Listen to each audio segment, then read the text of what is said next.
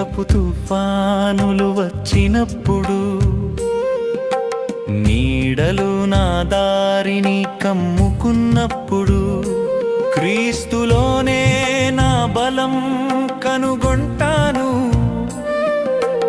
ఆయన నా ఆత్మకులంగరు, శాశ్వత వెలుగు నా ఆశ్రయం.